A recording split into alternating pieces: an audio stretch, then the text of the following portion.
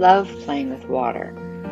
I love watching the water do what it does. And the way I've learned about all the art materials that I enjoy working with is just giving myself time to play with them and see what they want to do.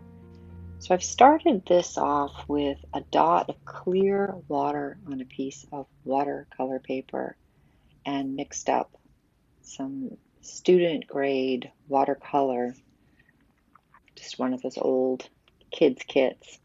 And I'm just touching the color to the edge of that clear, wet dot and watching what happens, watching how the water pulls the color in.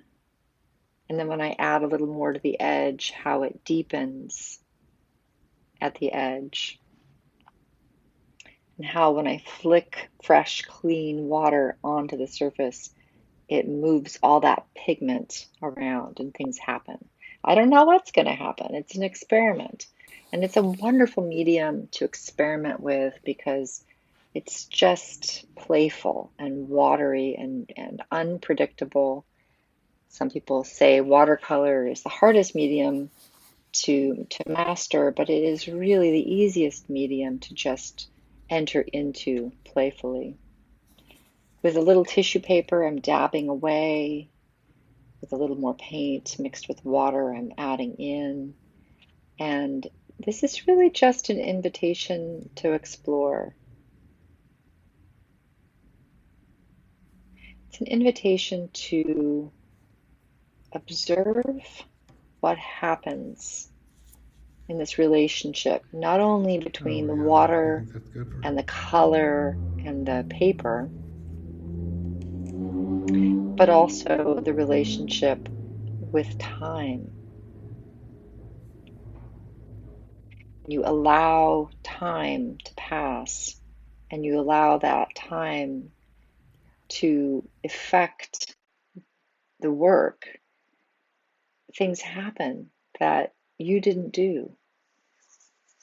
And giving yourself opportunities to make many interpretations in this way can also allow you more of a sense of freedom in your time. So you can set something aside and let it just begin to set up or dry or shift or be while you go on and explore something else and try again. Small dot, a big dot.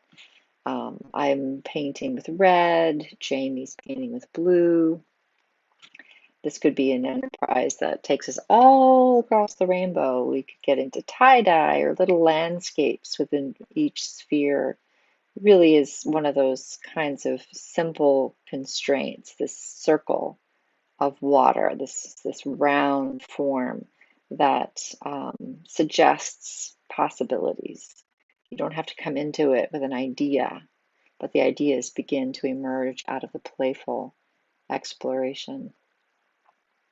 Like hearts, with Valentine's Day just around the corner, hearts just started to pop up all over the studio today. And then the heart sort of became a tie-dye with blotting away and letting gravity pull it to the edges.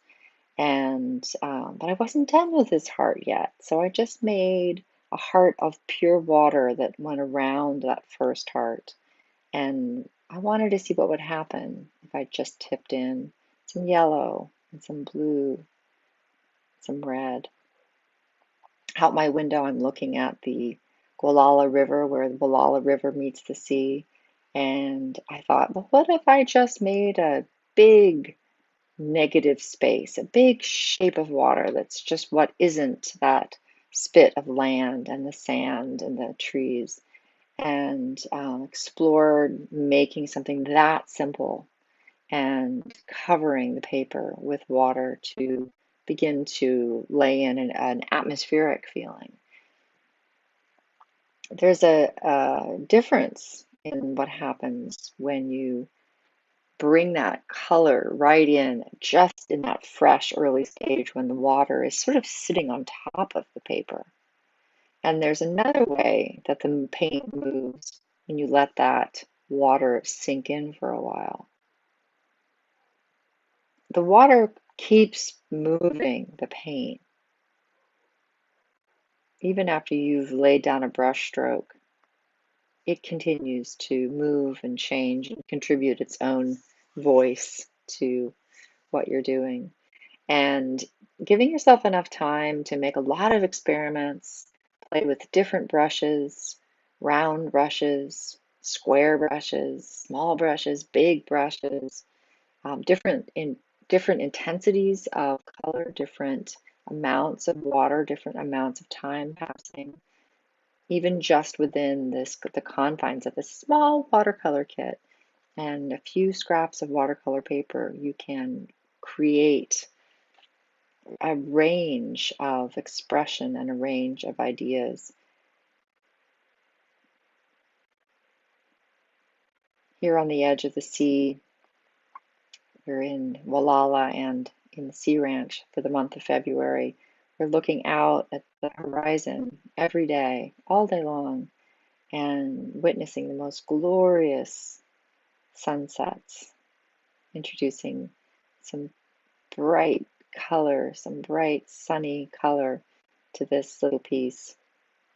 Is kind of playing with the idea of what we are witnessing at the end of the days here. A little record, a visual journal of the seascape.